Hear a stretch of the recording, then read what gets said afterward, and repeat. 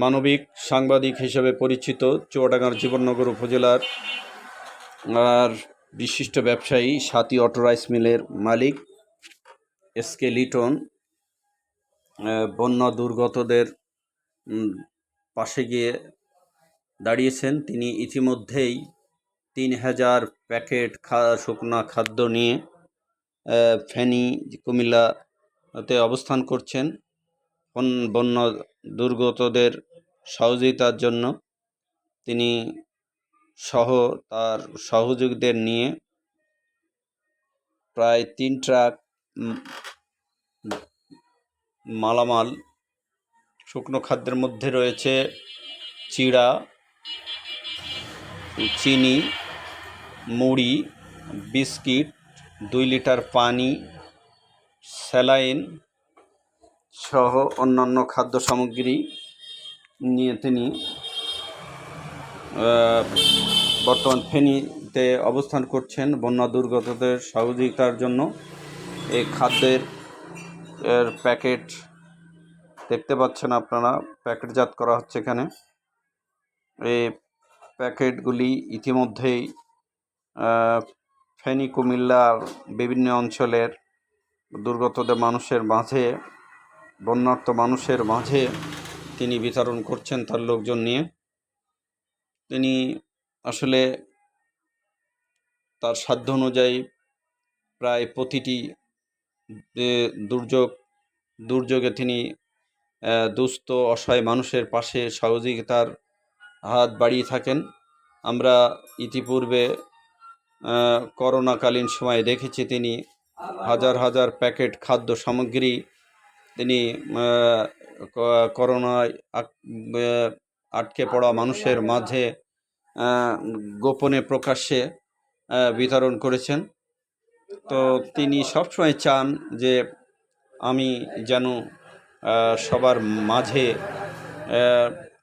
অসহায় মানুষের সাথে থাকতে পারি, অসহায় মানুষের সহযোগিতা করতে পারি। তিনি সেই দোয়া মানুষের কাছে কামনা করেছেন।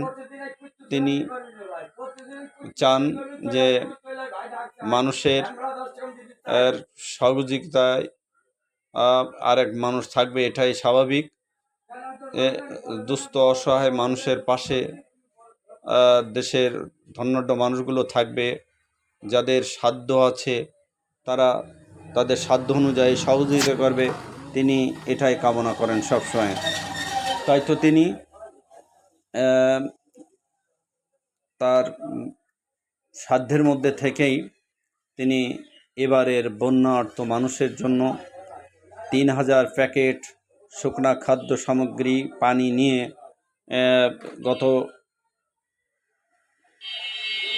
রোববার রাতে রওনা হয়েছেন ফেনী কুমিল্লার উদ্দেশ্যে।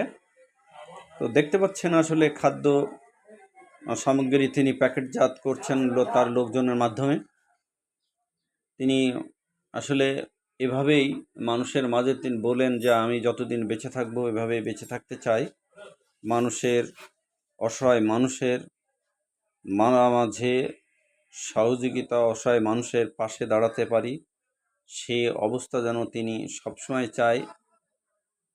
সে অবস্থায় তিনি আসলে এবারও বন্যা দুর্গত মানুষের মাঝে দাঁড়িয়েছেন। তিনি শুধু এখানেই নয়, মসজিদ মাদ্রাসায়ও ইতিপূর্বে দান করে বেশ এলাকায় আলোচনায় উঠে আসে।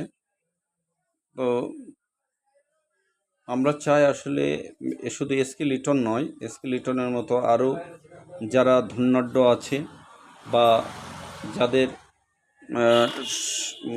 অবস্থা ভালো মোটামুটি, আমরা চাই এসকে লিটনের মতো তারাও সবসময় দুর্যোগপূর্ণ মানুষের পাশে গিয়ে দাঁড়াবেন, মানুষের অসহায় মানুষের সহযোগিতা করবেন, মানুষের পাশে গিয়ে দাঁড়াবেন, তারা যাতে দিশাহারা মানুষগুলো যাতে একটু দিশা খুঁজে পায়। তো যে কথা আমরা বলছিলাম যে সবসময় চাই যে আমাদের মানুষগুলো অসহায় মানুষের পাশে এসে দাঁড়াবে। সবাইকে ধন্যবাদ। এসকে লিটন।